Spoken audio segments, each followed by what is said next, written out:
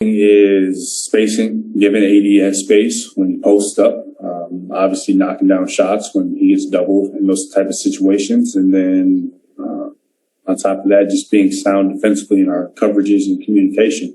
I think when we do that at a high level, it's hard to beat us. So, Bill? Hey, Kuz. It's been a roller coaster year for you guys, but the low point seemed to be that loss to the Raptors when LeBron went out again. And your comments after the game were that the team wasn't very connected and just not good enough. That's only like 2 weeks ago, barely. But I'm wondering, where do you think, how far have you guys come in those 2 weeks? And where do you think you guys are now in terms of that connectivity that you didn't feel like you had that night or at that point in the season? Like I said, we're always going to still be a work in progress. I think that for us, we've done a great job of integrating people, kind of getting on that same page. Drum's done a great job of being a learner, being someone that has come in and picked up the coverages a lot better, picked up what we want as a five out there, especially in that starting unit. And then, for us in the second unit, we've done a good job of, gelling a little bit more as well, even though we've still had different lineups and different parts out there. But for the most part, we're, trending this way. Yeah. Kuz, obviously it's not an ideal situation, but I'm curious as a competitor, what do you kind of make of a one game to advance situation against Steph Curry, the NBA's leading scorer, and the Warriors, and sort of the hype and the stage that it'll be Wednesday night? We're playing, someone that, could potentially be the MVP of the NBA season. I think for us, we have appropriate fear. I think that's always important when you're into the playoffs, having, that type of mental mind state when you're going into certain games like this, understanding that, you can be beat and you can, you can catch somebody on a hot night. So for us, we had a great practice today, great film session. Everyone seems to be locked into what we need to do and the understanding and, how Golden State works and they operate. And, we're excited for the challenge. All good. Kuz, there was speculation in the last couple games of the season that certain teams were manipulating the outcomes of their games and the seeding to potentially avoid you guys until later in the rounds.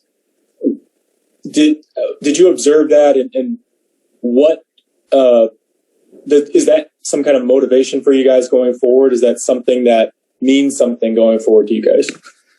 Well, I think you have to take a step back. It's easy to say, a team is ducking another team or hiding from another team. But when you're trying to win championships and you're trying to advance, the playoff is all about strategy. And I think, like I said earlier, a lot of times, seeding matters. And, if you, in your first round, you want a team that you're favorable against, you like that matchup, of course you want that matchup. So you go to the second round and, get your feet wet a little bit. I don't look at it as ducking or, anything like that. It's more so of a strategy. So. And just as a quick follow-up, Jared said that if he were another team, that he'd want to face you guys now rather than later, with the idea that you'll gain strength as you go on. Is that the mentality among the team right now? No, I think Jared was talking from the perspective if he was on another team. That's definitely not our, mental makeup right now. I think for us, we're excited to compete at a high level and compete against whoever's in front of us and try to smash them. So that's where we want to be right now. Dave?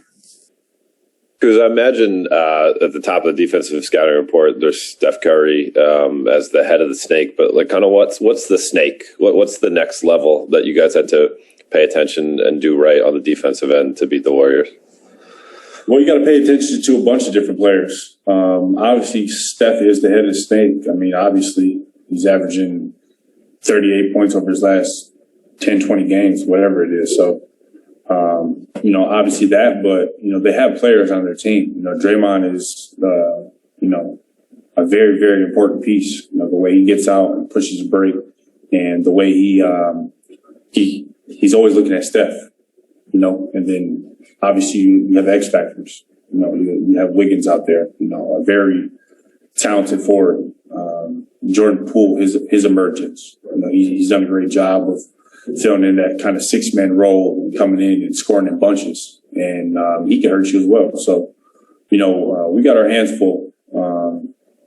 Like I said earlier, it's important in these type of situations, and once you get into the playoffs, to have a certain appropriate fear of your opponent and to be ready for that. So, last question, Melissa Rowland. Hey, Kyle. Even though the last couple of months have been a bit rocky for you guys, and you guys haven't all gotten to play together recently as much as you would have liked, how much heading into such a big game are you guys drawing upon what you guys accomplished last season and just sort of the confidence of being champions? No, nothing. I don't really think much at all. We have a different team. Players on this team have different roles than last year. We have new guys that haven't really been in a situation like this before. And, we have to build our own type of story and journey out of this one. Obviously you can relate a little bit. We have certain guys that have been on this roster. 5 or 6 of us that played, in the finals and playoffs last year, but the makeup of this team is much different. So.